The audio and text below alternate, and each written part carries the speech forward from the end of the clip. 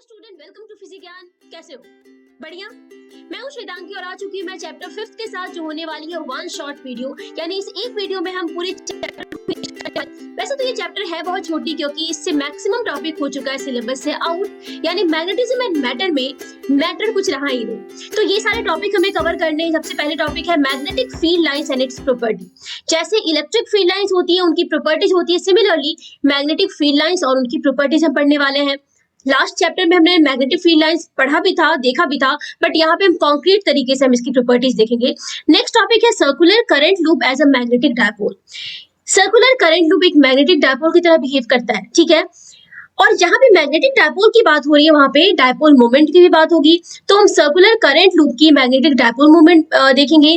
उसके बाद revolving electron की मैग्नेटिक डायपोल मोमेंट देखेंगे। तो this is going to be very important topic. अभी तक की प्रॉपर्टीज मैग्नेटिक फील्ड लाइंस की और रिवॉल्विंग इलेक्ट्रॉन की मैग्नेटिक डायपोल मोमेंट, ये इंपॉर्टेंट है। Then bar magnet as an equivalent solenoid. देखो, जैसे circular current loop magnetic dipole की तरह बिहेव करता है, सिमिलरली एक सॉलिनॉइड जो कि काफी सारे समझो वहां पे करंट लूप है ना, बहुत सारी टर्निंग होती है तुम्हारे वायर की, तो वो एक बार मैग्नेट की तरह बिहेव करता है। तो ये भी हम देखेंगे। तो बेसिकली ये वाले टॉपिक और ये वाली टॉपिक काफी क्लोज है। And next and last topic of this chapter, जो कि इस चैप्टर की बच्चों जान है, वो है earth's magnetism, earth's magnetic field and magnetic elements. काफी इंपॉर्टेंट टॉपिक है। एंड अनफॉर्चुनेटली जब बच्चे इसे बुक से पढ़ने की कोशिश करते हैं, तो वहां पे डरावनी डायग्राम की वजह से बच्चों की खुद की जो इमेजिनेशन है ना, वो भी उसमें भी उनको तकलीफ हो जाती है। तो मेरी पूरी कोशिश रहेगी कि मैं इस टॉपिक को बहुत प्यार से समझाऊं तुम्हें। और इस वीडियो को देखने के बाद मुझे नहीं लगता कि अर्थ मैग्नेटिज्म से रिलेटेड कोई प्रॉब्लम अगर आए तो आपको कोई दिक्कत होगी उसमें, ठीक है। तो चलो स्टार्ट करते हैं अपनी क्लास आज की with magnetic field lines and it's property. ये ऑलरेडी मैंने कुछ स्लाइड्स प्रिपेयर किया है ताकि आपका टाइम सेव हो सके, कम समय में आप मैक्सिमम चीजों को सीख सको और ये वीडियो आपके लिए क्वालिटी वीडियो बन सके। तो चलो देखते हैं what is magnetic field lines. It is the imaginary line और curve the tangent to which at any point gives the direction of magnetic field at that point. ये एक ऐसा इमेजिनरी लाइन या कर्व है जिसपे किसी पॉइंट पे अगर हम टेंजेंट ड्रॉ करते हैं तो हमको उस पॉइंट पे मैग्नेटिक फील्ड की डायरेक्शन का पता लगता है। और क्या ये वही डेफिनेशन है बच्चों जो इलेक्ट्रिक फील्ड लाइंस के लिए था?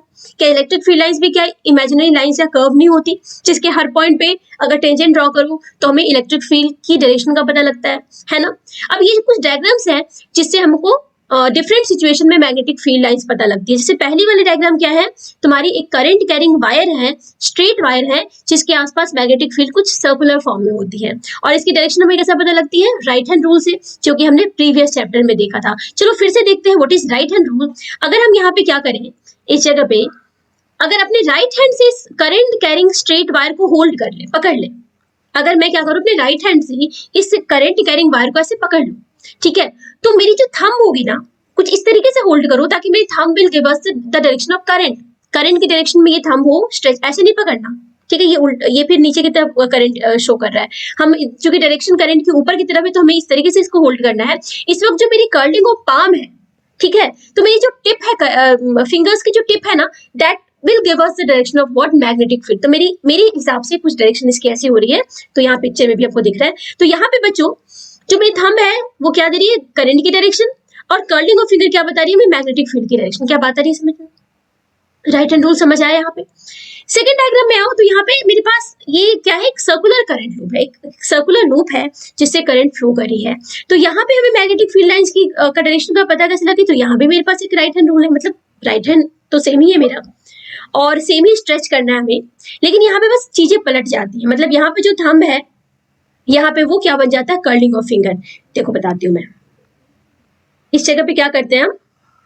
इस जगह पे ही अपने पाम को कुछ इस तरीके से कर्ल करो बच्चों, अपने पाम को कुछ इस तरीके से कर्ल करो कि जो मेरी फिंगर की डायरेक्शन है ना, वो मुझे करंट की डायरेक्शन बता रही हो, ठीक है। कुछ इस तरीके से कर्ल करो। तो उस वक्त में आप थंब को जब स्ट्रेच करोगे तो that will give us the direction of magnetic field at the centre of the current carrying loop. समझ में आ रही बात? सेंटर पे हमको पता लगता है मैग्नेटिक फील्ड की डायरेक्शन। तो आपको क्या करना है? सर्कुलर लूप में अपने पाम को कुछ इस तरीके से कर्ल करना है कि मेरी जो फिंगर की डायरेक्शन है that gives us the direction of current. मतलब ऐसे नहीं करोगे, आप अपने हिसाब से देख लो, मेरे पर्सपेक्टिव में ये इस तरीके से आ रहा है। तो यहाँ पे मुझे करंट की डायरेक्शन, जो तुम्हारी थंब की डायरेक्शन है वो अपवर्ड आ रही है, तो सेंटर पे जो मेरी मैग्नेटिक फील्ड होगी बच्चों क्या होगी? वो अपवर्ड होगी। तो यहाँ पे क्या समझ आया तुम्हें कि थंब इस केस में क्या बता रही है मुझे? मैग्नेटिक फील्ड की डायरेक्शन, और जो फिंगर्स है वो मुझे क्या बता रही, करंट की डायरेक्शन। तो देखो ये भी राइट हैंड रूल ही है, तो यहाँ पे चीजें पलट जाती है। ठीक है, थर्ड डायग्राम तो कितनी प्यारी प्यारी सी मैंने डायग्राम्स बनाई है तुम्हारे लिए, है ना। थर्ड डायग्राम है जिसमें एक मेरे पास मैग्नेटिक डायपोल है। यहाँ पे क्या पता लग रहा है कि नॉर्थ पोल से मैग्नेटिक फील्ड्स निकल रही हैं, साउथ पोल से एंटर कर रही है। मैग्नेटिक फील्ड नॉर्थ पोल से निकल रही है, साउथ पोल से एंटर कर रही है। बेसिकली मैग्नेटिक फील्ड किसी पॉइंट से निकलती है या किसी पॉइंट पे टर्मिनेट नहीं करती, बिकॉज ये सर्कुलर, ये क्या होती है, लूप की फॉर्मेशन करती है, नॉट सर्कुलर, बट ये एक लूप की फॉर्मेशन करती है बच्चों, मतलब कहीं भी इसका सोर्स या सिंक नहीं होता। ठीक है ना। लेकिन अगर डायग्राम ड्रॉ करना हो आपको तो कुछ इस तरीके से समझ जाओ कि किसी मैग्नेट के बाहर अगर हमको ड्रॉ करना हो तो मैग्नेट के बाहर जो लाइंस होंगी वो नॉर्थ से निकलेंगे, साउथ पे एंटर करेंगी, और मैग्नेट के अंदर साउथ से नॉर्थ पे एंटर करेगी, तभी तो ये क्लोज लूप बनाएगा ना। तो यहाँ पे डायग्राम में मैंने दिखाया नहीं है, बट ये अंदर से कुछ इस तरीके से बाहर से निकलती है और अंदर से कुछ इस तरीके से अपने लूप को कंप्लीट करती है, कुछ इस तरीके से बच्चों। ठीक है, इस तरीके से अपने लूप को कंप्लीट करती है। ये वाली जो लाइन है ये भी कहीं दूर जाके इस तरीके से क्लोज लूप बनाएगी, ये भी कहीं दूर जाके क्लोज लूप बनाएगी। क्लियर है। और ये जो स्ट्रेट वाली मैंने बनाई है, ये इमेजिन कर सकते हो एक इन्फिनाइट साइज की सर्कल होगी, शायद वहां पे जाके अपनी लूप कंप्लीट करी होगी। तो ये कुछ कन्फिग्रेशन थे मैग्नेटिक फील्ड के। नेक्स्ट टॉपिक है प्रॉपर्टीज। तो देखो यहाँ पे ऑलमोस्ट जो प्रॉपर्टीज है ना वो इलेक्ट्रिक फील्ड की प्रॉपर्टी से मिलता जुलता है। तो सबसे पहली प्रॉपर्टी कहती है कि it exist in a closed loop always. ये वो प्रॉपर्टी है जो हमें मैग्नेटिक फील्ड को इलेक्ट्रिक फील्ड से डिफर करता है। ठीक है बच्चों, it exist in closed loop always. Electric field के साथ ऐसा कुछ भी नहीं होता। इलेक्ट्रिक फील्ड क्या होती है, पॉजिटिव चार्ज से निकलती है और नेगेटिव चार्ज पे टर्मिनेट करती है, लेकिन ये हमेशा क्लोज्ड लूप बनाता है। तो यहाँ पे डिफरेंस है, starts from north pole and ends at the south pole, outside and south to north inside the magnet, जो मैंने अभी भी तुम्हें बताया। क्लियर है। सेकंड प्रॉपर्टी कहती है कि tangent to these lines at a given point represent the direction of the net magnetic field B at that point. ठीक है, तो डेफिनेशन में ये बात मैंने बताई तुम्हें कि किसी भी पॉइंट पे टेंजेंट हमें क्या बताती है, मैग्नेटिक फील्ड की नेट डायरेक्शन उस पॉइंट पे। Two or more magnetic field lines never intersect, बिल्कुल नहीं इंटरसेक्ट कर सकता। कैसे इंटरसेक्ट करेगा बच्चों, अगर इंटरसेक्ट कर गया तो पॉइंट ऑफ इंटरसेक्शन पे क्या होगा। सेकंड प्रॉपर्टी क्या कहती है कि हमको टेंजेंट किसी भी पॉइंट पे अगर ड्रॉ करो तो हमें क्या बताता है, वो मैग्नेटिक फील्ड की डायरेक्शन बताता है। तो यहाँ पे जिस पॉइंट पे ये इंटरसेक्ट कर रहा है बच्चों, इस पॉइंट पे क्या ये दो टेंजेंट नहीं बन जाएगी, यानी हमको एक पॉइंट सेम पॉइंट पे हमको दो डायरेक्शन मिल रही है, और बिकॉज मैग्नेटिक फील्ड एक वेक्टर क्वांटिटी है तो डायरेक्शन तो सेम होनी चाहिए, तो ये इम्पॉसिबल है।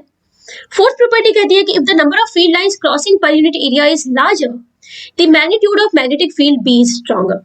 तो ये भी प्रॉपर्टी इलेक्ट्रिक फील्ड लाइंस की प्रॉपर्टी से मिलती जुलती है कि जिस एरिया में, जिस रीजन में मैग्नेटिक फील्ड लाइंस डेंसर हो, समझ रहे हो, डेंसर हो मतलब जैसे मान लो एग्जांपल ले लो, मान लो ये मेरी किसी भी रीजन में इस तरीके कुछ कन्फिग्रेशन है, समझ रहे हो, ये एक पॉइंट ए है, ये एक पॉइंट बी है।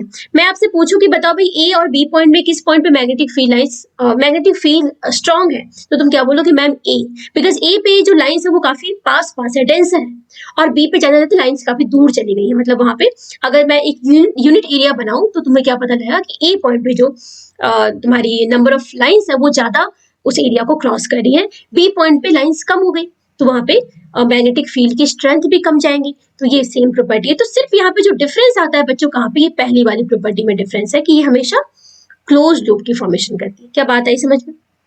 नेक्स्ट टॉपिक पे मूव करते हैं, circular current loop as a magnetic dipole. चलो देखते हैं।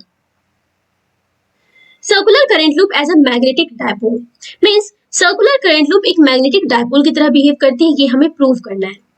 फर्स्ट डायग्राम में देखो मैंने यहाँ बनाई है सर्कुलर करंट लूप। ये क्या है बच्चों, सर्कुलर करंट लूप है ना, एक सर्कुलर लूप है जिसमें करंट की डायरेक्शन कुछ ऐसी है, जैसे ये सॉलिड वाली पोर्शन बाहर की तरफ है और ये डैश वाली पोर्शन अंदर की तरफ है, मतलब व्हाइट बोर्ड के अंदर है। मतलब मेरे लिए करंट की डायरेक्शन कुछ ऐसी है, मेरे लिए कुछ ऐसी डायरेक्शन है, तो मैं अगर यहाँ पे राइट हैंड का यूज करूँ तो मेरे लिए मैग्नेटिक फील्ड की डायरेक्शन कुछ ऐसी आएगी, तो लेफ्ट से राइट की तरफ मैंने बना दी।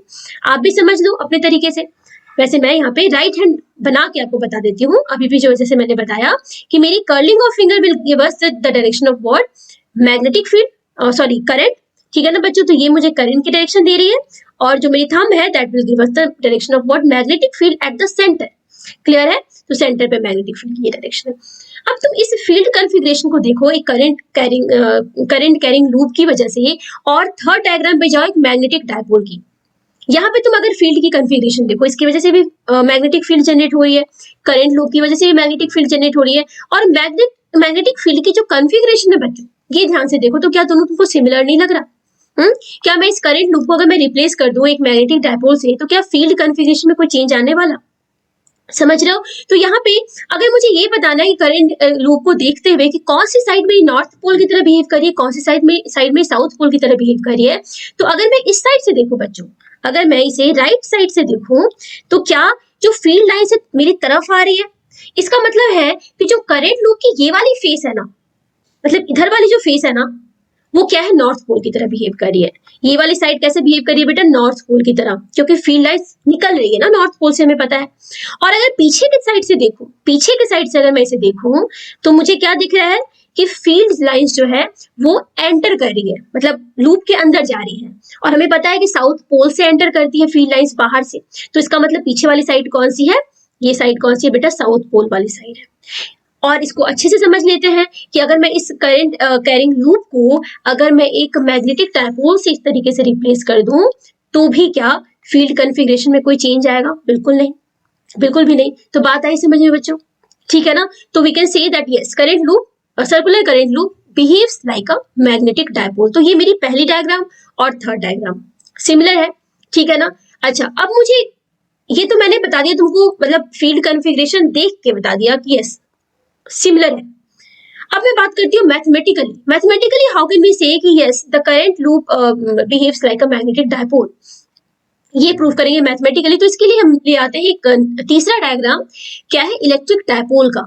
ठीक है, तो इलेक्ट्रिक डायपोल की वजह से जो इलेक्ट्रिक फील्ड होती है बच्चों फार पॉइंट पे, वो सिमिलर होती है magnetic field due to the current carrying loop at far point.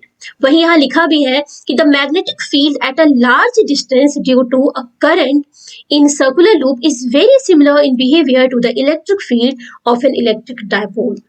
बात आई समझ में? तो अगर हम ये सिमिलरिटी दिखा दें, तो वी कैन से कि जैसे इलेक्ट्रिक डायपोल की वजह से इलेक्ट्रिक फील्ड होती है फार पॉइंट पे, सिमिलरली करंट लूप भी एक मैग्नेटिक डायपोल की तरह बिहेव करता है, और उसकी वजह से भी जो मैग्नेटिक फील्ड हो रही है फार पॉइंट पे, उसका फॉर्मूला ना इलेक्ट्रिक डायपोल की इलेक्ट्रिक फील्ड से मिलता जुलता है। तो मैथमेटिकली हम ये काम करने वाले हैं। अब तुम याद करो बच्चों, चैप्टर 1 में हमने इलेक्ट्रिक डायपोल की वजह से इलेक्ट्रिक फील्ड निकाला था, कहाँ कहाँ, एक्सियल पॉइंट पे निकाला था और इक्वेटोरियल पॉइंट पे निकाला था। तो चलो एक्सियल पॉइंट को हम दिमाग में रखते हुए काम करते हैं। तो ये मेरी है इलेक्ट्रिक डायपोल। ये ऑब्वियसली ये जो फील्ड्स है बेटा, ये क्या है, these are electric field, these are not magnetic field. ध्यान रखना यहाँ पे ये फील्ड्स क्या है, इलेक्ट्रिक फील्ड है। तो मुझे बताइए एक्सियल पॉइंट पे अगर मैं इलेक्ट्रिक फील्ड लिखूं, तो क्या था फॉर्मूला, याद आ रहा है, 1/4πε0 2p/x³। याद आया बच्चों? देखो क्या था यहाँ पे, इस जगह पे इसके सेंटर से, मान लो इसके इस एक्सिस पे, इस पॉइंट पी पे हमको इलेक्ट्रिक फील्ड की वैल्यू चाहिए, तो इसके सेंटर से इस पॉइंट की डिस्टेंस कितनी थी, x थी। p क्या है, p है इलेक्ट्रिक डायपोल मोमेंट। p क्या है बच्चों, इलेक्ट्रिक डायपोल मोमेंट। और तो कुछ इसमें समझने वाली बात नहीं है, क्लियर है? अगर इस इलेक्ट्रिक डायपोल को हम मैग्नेटिक डायपोल से कंपेयर करें और इलेक्ट्रिक फील्ड का फॉर्मूला देखते हुए मैग्नेटिक फील्ड का फॉर्मूला लिख दें, at the axial point x distance away from the centre of the dipole, तो क्या लिख सकते हैं बच्चों, E की जगह पे B लिख दे। मैग्नेटिक, इलेक्ट्रिक फील्ड जैसा इलेक्ट्रोस्टैटिक्स में है, मैग्नेटिज्म में क्या है बच्चों, मैग्नेटिक फील्ड है, तो E को हम B से रिप्लेस कर देते हैं। उसके बाद क्या आता है हमारा 1/4πε0, तो 1/4πε0 की जगह पे क्या लिखते हैं, μ0/4π। भाई 1/ε0 की जगह पे हम क्या लिखते हैं, μ0 लिखते हैं। ये सब्स्टिट्यूशन होना चाहिए बच्चों। तो इलेक्ट्रोस्टैटिक्स का, इससे पहले मैंने कई बार बोला है कि कई सारा मैग्नेटिज्म का कई सारा फॉर्मूला तुम ऐसे याद कर सकते हो, इस रिजेम्बलेंस से याद कर सकते हो, इस एनालॉगस रिलेशन से याद कर सकते हो। तो can we write in place of 1/4πε0 क्या लिख सकते हैं, μ0/4π। बहुत अच्छी, 2 की जगह पे 2 लिख दिया। और P क्या है बच्चों, P है इलेक्ट्रिक डायपोल मोमेंट। तो इलेक्ट्रोस्टैटिक्स में इलेक्ट्रिक डायपोल मोमेंट होता है, तो मैग्नेटिज्म में क्या होगा, मैग्नेटिक डायपोल मोमेंट। तो P की जगह पे मैंने लिख दिया M। ओके, X तो X ही रहेगा। अब ये जो मैंने मैग्नेटिक फील्ड का फॉर्मूला लिखा है ना बच्चों, ये प्योरली मैंने क्या लिखा है, कंपैरिजन से लिखा है। मैंने क्या किया है, एनालॉगस रिलेशन लिखा है, यहाँ पे कोई भी प्रूव नहीं किया है मैंने। समझ रहे हो? तो मैग्नेटिक डायपोल की वजह से जो मैग्नेटिक फील्ड बनेगा at the axis x distance away from the centre, क्या होगा भाई? ये होगा, ये हुआ फॉर्मूला। ये तो बस मैंने रिजेम्बलेंस से किया। लेकिन बच्चों अगर मैं ये प्रूफ कर दूं, मैथमेटिकली प्रूफ कर दूं कि एक करंट कैरिंग लूप जो होती है, सर्कुलर करंट लूप की वजह से इसके एक्सियल पॉइंट पे भी मैग्नेटिक फील्ड का सेम फॉर्मूला होता है, तो तब क्या हम कह सकते हैं कि yes the circular current loop behaves as a magnetic dipole. तो हमको यही करना है। बात आई समझ में? क्या करने वाले हैं हम? एक करंट कैरिंग लूप की वजह से मैग्नेटिक फील्ड निकालेंगे और हम कंपेयर कर लेंगे कि वो मैग्नेटिक फील्ड का जो फॉर्मूला था वो यही था, बट वहां पे एक कंडीशन क्या थी कि जो मैग्नेटिक फील्ड है एट दी लार्ज डिस्टेंस वो तुम्हारी सिमिलर होती है इस फॉर्मूला के। तो अगर पास में जाओगे तो फिर वो सिमिलरिटी वैलिड नहीं रहेगा। ठीक है ना बच्चों? तो यहाँ पे हमको यही प्रूव करना है। चल देखते हैं। अब तुमको याद करो लास्ट चैप्टर में हमने करंट सर्कुलर करंट लूप की वजह से इसके एक्सियल पॉइंट पे मैग्नेटिक फील्ड का क्या फॉर्मूला निकाला था बच्चों? बी इक्वल्स क्या था? म्यू नॉट आई, कैपिटल आर क्या है भाई इसकी, इस सर्कल की, इस लूप की क्या है? रेडियस है, square upon 2 into R square plus x square raise to power 3/2। तो ये फॉर्मूला था क्या? कहाँ पे? एक्सिस पे मैग्नेटिक फील्ड का। हम बात करें एट लार्ज डिस्टेंस, मतलब वो पॉइंट काफी दूर पे है। तो मान लिया कि this x is very very greater than R. बनाने की जरूरत है, तुम समझ रहे हो ना बच्चों? एक्स कहाँ? मान लो इस पॉइंट पे, इस पॉइंट पे ये पॉइंट है जहाँ पे हमको मैग्नेटिक फील्ड पता करना, और ये पॉइंट ना इस सेंटर से काफी काफी काफी दूरी पे है। This x is very very greater than R. Clear है? तो यहाँ पे क्या हम आर को इग्नोर कर सकते हैं एक्स के कंपैरिजन में? तो further can be write that B equals what? Mu naught I R square upon 2 into क्या करना है? आर को इग्नोर करना। आर को हमने 0 पुट कर दिया, एक्स स्क्वायर पे पावर है 3/2, 2 हो गया कैंसिल, तो क्या आ गया? ये एक्स क्यूब आ गया क्या बच्चों? यहाँ तक कोई दिक्कत है क्या? ठीक है। हमें यहाँ पे देखो इस जगह फॉर्मूला म्यू नॉट बाई 4 पाई, यहाँ पे म्यू नॉट बाई 2 है, तो हम एक काम करते हैं 2 पाई से मल्टीप्लाई कर देते हैं, 2 पाई से डिवाइड कर देते हैं, कोई दिक्कत नहीं होनी चाहिए। ठीक है, तो further can be right mu naught, नीचे क्या आ गया? 4 पाई आ गया यहाँ पे। ठीक है, और यहाँ पे 2 पाई, 2 को एक साथ लिख लिया, आई क्या लिख लिया बच्चों? पाई आर स्क्वायर, देखो सही लिख रही हूँ, अपॉन क्या हो गया? एक्स क्यूब हो गया। अब इस इक्वेशन को इस इक्वेशन से कंपेयर करो। म्यू नॉट बाई 4 पाई ठीक है, 2 भी ठीक है, एक्स क्यूब भी नीचे ठीक है, लेकिन ये जो टर्म है ना बच्चों, ये जो ऊपर में न्यूमरेटर में ये जो टर्म है I into pi R square, ये क्या है? एम की इक्वल होगी, तभी we can say yes current loop, circular current loop behaves as a magnetic dipole. तो पाई आर स्क्वायर क्या है? क्या ये एरिया है? पाई आर स्क्वायर क्या इस लूप की एरिया है बच्चों? तो क्या फर्दर हम लिख सकते हैं this B equals what? Mu not by 4 pi 2 into I into A upon x cube. सही।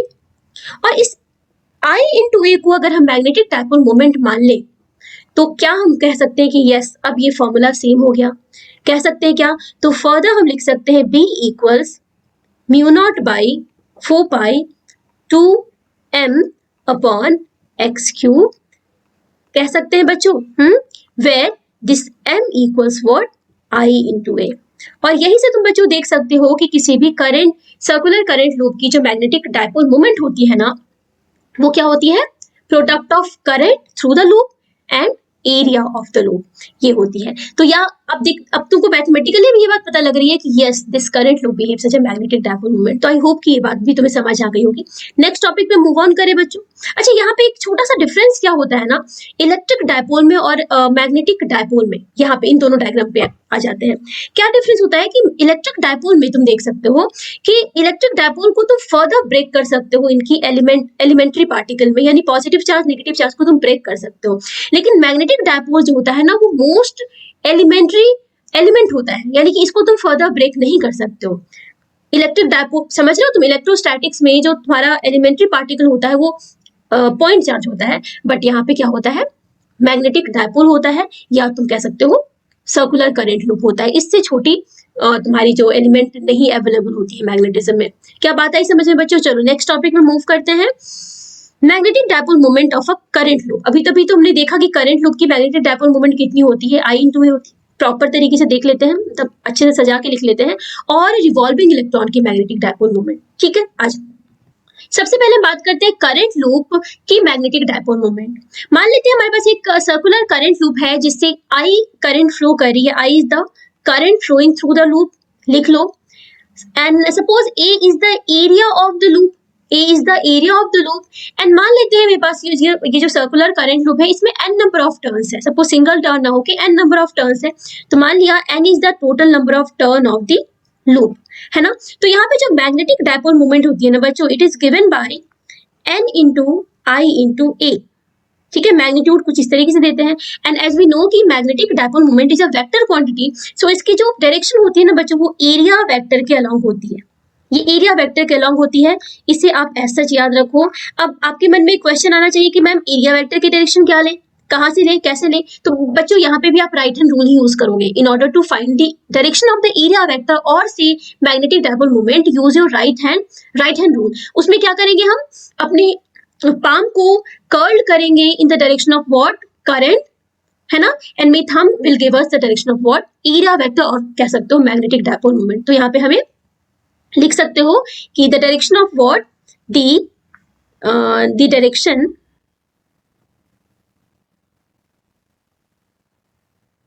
ठीक है, राइट हैंड रूल। क्लियर है बच्चों। तो मैं यहाँ पे पूछा तुमसे what is the direction of magnetic dipole moment, तो इस जगह पे मेरी मैग्नेटिक डायपोल मोमेंट की डायरेक्शन क्या है, यही है। This is the direction of area vector and this is the direction of what, magnetic dipole moment. क्या बात आ रही है समझ में बच्चों, क्लियर है, ठीक है। तो ये तुम्हें फॉर्मूला याद होना चाहिए, ये फॉर्मूला आपको याद रखना है। और इस फॉर्मूला से अगर मैं आपसे पूछूं कि what is the SI unit of magnetic dipole moment, तो ये भी तुम बता सकते हो। एसआई यूनिट क्या हो जाएगी बच्चों, एसआई यूनिट बताओ। एन तो टोटल नंबर टर्न है, कोई यूनिटलेस क्वांटिटी है। आई क्या है बच्चों, करंट है एम्पियर, और A for area that is metre square, तो ampere metre square is the SI unit of the magnetic dipole moment. क्या बात आ रही है समझ में, मुझे नहीं लगता यहाँ पे कोई दिक्कत तुम्हें होनी चाहिए। मतलब करंट, सर्कुलर करंट लूप की वजह से तुम्हारी मैग्नेटिक डायपोल मोमेंट की डायरेक्शन तुम्हें पता लग गई। यूज योर राइट हैंड, ठीक है, use right hand rule. Okay, next one is bar magnet. अब बार मैग्नेट की बात तो बड़ी सिंपल है भाई, यहाँ पे we can not use this because current तो यहाँ है नहीं, है ना। तो यहाँ पे आप क्या करते हो कि आप कंपेयर कर लेते हो इसको विथ द इलेक्ट्रिक डायपोल, ठीक है। इलेक्ट्रिक डायपोल से जब हम कंपेयर करते हैं तो यहाँ पे दो चार्ज बना लो, नेगेटिव माइनस क्यू और प्लस क्यू, ठीक है, माइनस क्यू प्लस क्यू। तो यहाँ पे दो चार्ज है, पॉइंट चार्ज है, इनको सेपरेट डिस्टेंस से सेपरेट कर दिया। तो हमें क्या पता है कि इस केस में जो magnetic dipole electric dipole moment होती है, यानी P vector is equal to what, Q into D vector.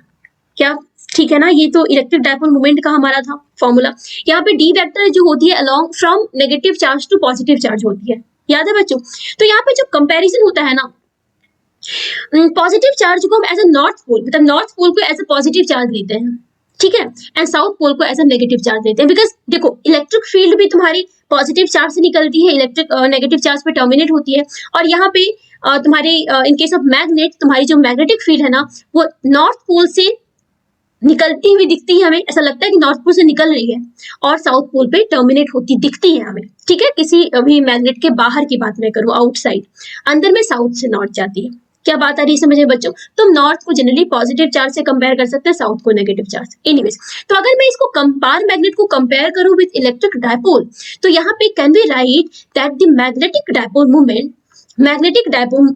Moment can be written as, यानी m vector can be written as what, q into D. अब बोलोगे ma'am यहाँ पे q क्या है बेटा, तो यहाँ q की जगह पर qm लिख लो, qm लिख लो। What is qm, it is the pole strength. अगर मैं ये बोल दूं कि भाई जो पोल स्ट्रेंथ है ना, इसकी पोल स्ट्रेंथ लिख लो, where QM is the pole strength, ठीक है।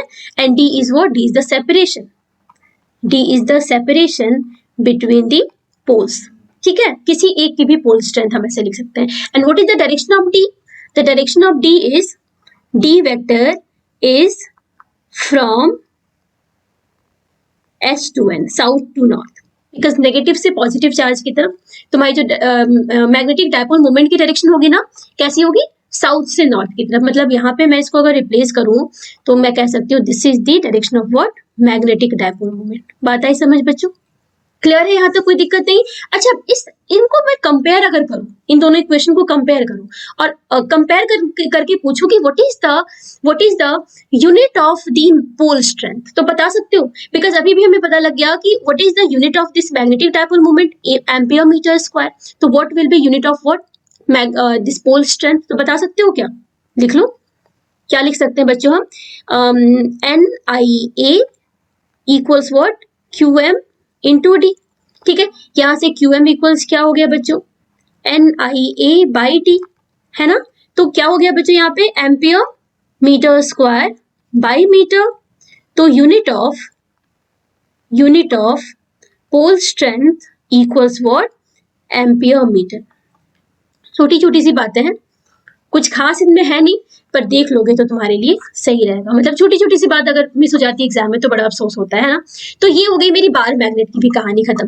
अब आता है नेक्स्ट आता है बहुत इंपॉर्टेंट है ये, रिवॉल्विंग इलेक्ट्रॉन की मैग्नेटिक डायपोल मोमेंट क्या होगी। अब देखो, पहली बात तो रिवॉल्विंग इलेक्ट्रॉन की मैग्नेटिक डायपोल मोमेंट हो ही क्यों? मैग्नेटिक डायपोल मोमेंट या तो बार मैग्नेट की होती है या तो करंट लूप की होती है।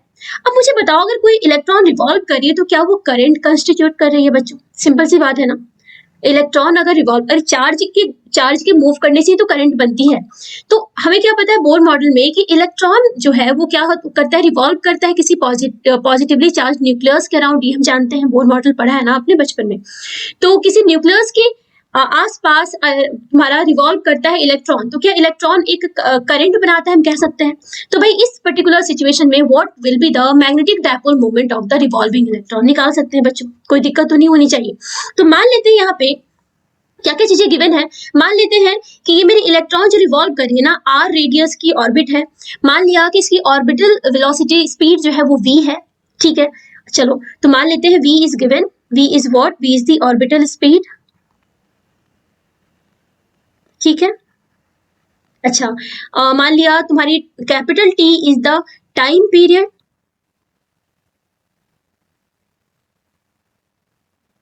अब मुझे बताओ बच्चों, करंट क्या होता है? करंट की बेसिक डेफिनेशन क्या है? क्या करंट होता है किसी भी पॉइंट से कितनी चार्ज फ्लो कर रही है एक सेकेंड के अंदर? Current is what? Current is rate of flow of charge. किसी पॉइंट से अगर हम ये देख ले कि एक सेकंड के अंदर कितनी चार्ज फ्लो करी, दैट इज करंट। तो मुझे बताओ, एक सेकंड के अंदर इलेक्ट्रॉन कितनी बार रिवॉल्व कर रहा है? क्या यही फ्रीक्वेंसी कहलाती है? यही फ्रीक्वेंसी कहलाती है। मतलब मान लो मेरी फ्रीक्वेंसी 2 है।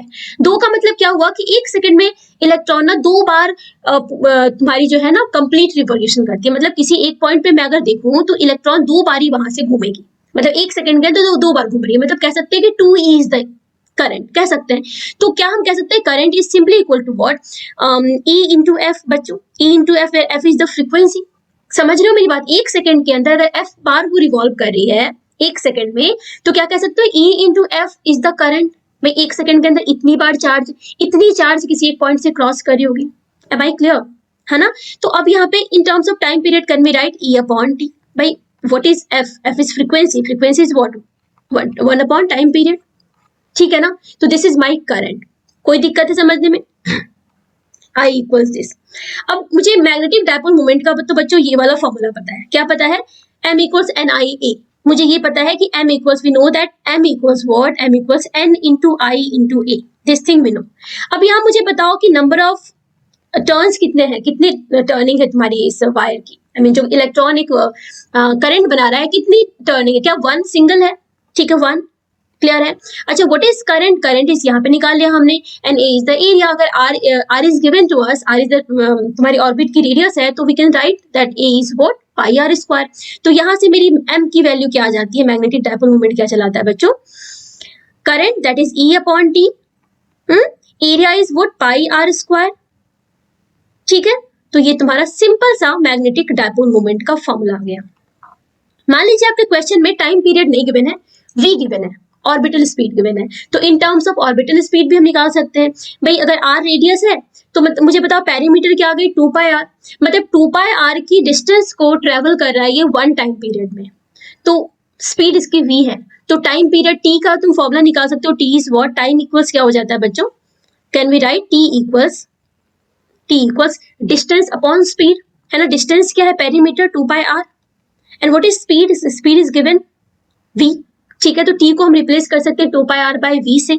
तो further can we write this m equals what, e pi r square by 2πr into v। यहाँ से एक आर हो गया कैंसिल, पाई पाई हो गया कैंसिल, क्या गया बच्चों, EVR/2। सही आ गया क्या, m इक्वल्स क्या आ गया, EVR/2। यस, एक फॉर्मूला ये भी आ गया, एक फॉर्मूला ये भी है मेरा। ठीक है, ये दोनों फॉर्मूला, मेन फॉर्मूला कुछ नहीं, फॉर्मूला ऐसा कुछ नहीं होता बच्चों। यहाँ पे इलेक्ट्रॉन के रिवॉल्व करने से तुम्हारी करंट बनती है, और करंट के लिए हमको फॉर्मूला पहले से पता है। क्या पता है, magnetic dipole moment equals what, I into A, simple, current into area.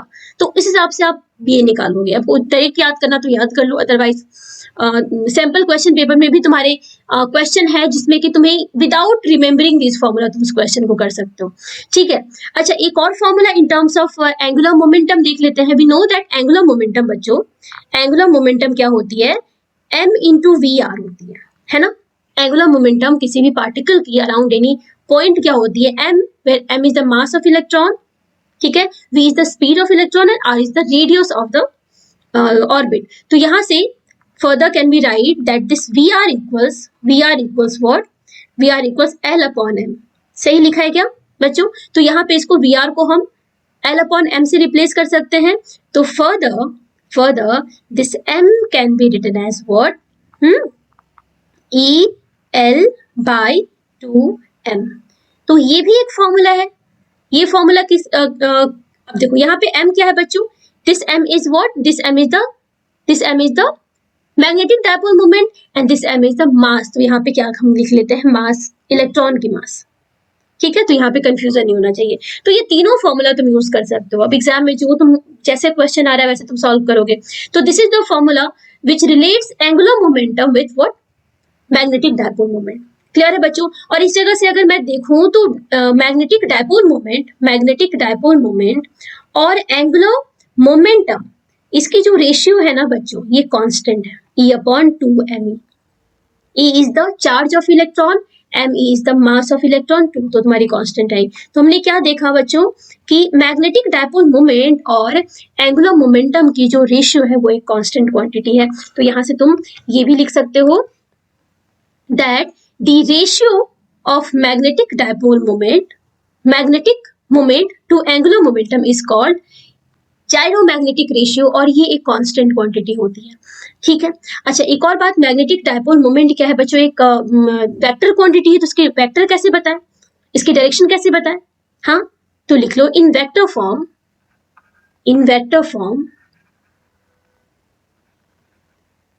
कौन सा फॉर्मूला उठा लें, यहां से ये वाला ले लेते हैं, magnetic dipole moment equals, E क्या है, एक स्केलर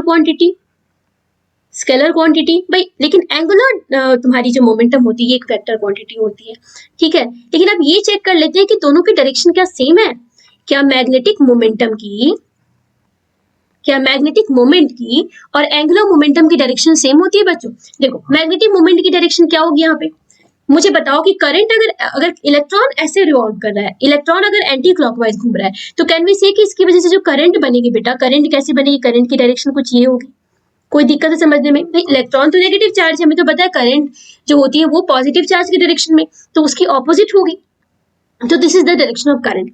अब मुझे बताओ इस करंट की वजह से जो एरिया वेक्टर है, यानी कि मैग्नेटिक तुम्हारी मोमेंट है, मैग्नेटिक मोमेंट की डायरेक्शन क्या बताई थी मैंने, डायरेक्शन ऑफ मैग्नेटिक मोमेंट और area vector is given bye right hand rule. तो यहाँ से मुझे बताओ एरिया तुम्हारी क्लॉकवाइज है, अगर तुम क्लॉकवाइज में अपने राइट हैंड को ऐसे तुम कर्ल करते हो तो तुम्हारी जो थंब है इनवर्ड आ रही है, मतलब मेरी जो मैग्नेटिक मोमेंट की डायरेक्शन है बच्चों, दिस इज, यहाँ पे अगर मैं बात करूं मैग्नेटिक मोमेंट की डायरेक्शन क्या है, inward, this is the direction of what, magnetic moment. Clear है। और मैं अगर यहाँ पे एंगुलर मोमेंटम की बात करूं तो एंगुलर मोमेंटम को चार्ज से तो मतलब है नहीं, एंगुलर मोमेंटम को तो पॉजिटिव नेगेटिव से मतलब नहीं है, उसे किससे मतलब है, वेलोसिटी की डायरेक्शन से। तो वेलोसिटी यानी स्पीड इसकी क्या है, एंटी क्लॉकवाइज है, तो r क्रॉस v, याद है मैग्नेटिक तुम्हारी एंगुलर मोमेंटम, या भूल गए, r क्रॉस v बच्चों, r क्रॉस v, ये है r, this is r vector and this is v vector. तो r क्रॉस v, तो ये आउटवर्ड आ रहा है, तो यहाँ पे जो मेरी एंगुलर मोमेंटम है वो क्या है, आउटवर्ड है। तो वी कैन सी कि मैग्नेटिक मोमेंट और एंगुलर मोमेंटम की डायरेक्शन क्या है बच्चों, ऑपोजिट है। तो यहाँ पे एक नेगेटिव साइन रहता है। ठीक है, तो समझ आ गया? हाँ, नहीं समझ में आ गया, नहीं समझ आया तो एक बार फिर से देख लो, इस मतलब सारी बातों को एक बार फिर से देख लो, समझ जाओगे बच्चों। तो ये सारा फॉर्मूला आपको याद, मैं ये तो नहीं कहूंगी याद कर लो, बस आपको क्या याद करना है, मैग्नेटिक मोमेंट का फॉर्मूला और थोड़ी बहुत सी कॉन्सेप्ट तो होनी चाहिए कि करंट क्या होता है, ये सब थोड़ी थोड़ी सी बातें तुम्हें याद होनी चाहिए। और तुम्हारा मैग्नेटिक मोमेंट का ये सारा फॉर्मूला अगर याद हो तो अच्छी बात है, याद नहीं भी हो तो सब चलेगा। ठीक है, हाँ, ratio of magnetic moment to angular momentum क्या होती है, कांस्टेंट क्वांटिटी होती है, इसको हम जाइरोमैग्नेटिक रेशियो भी कहते हैं। क्लियर है बच्चों? चलो मूव करते हैं नेक्स्ट टॉपिक पे। क्या है नेक्स्ट टॉपिक मेरा, bar magnet as an equivalent solenoid. अब ये भी बहुत सिंपल सी बात है, देखते हैं।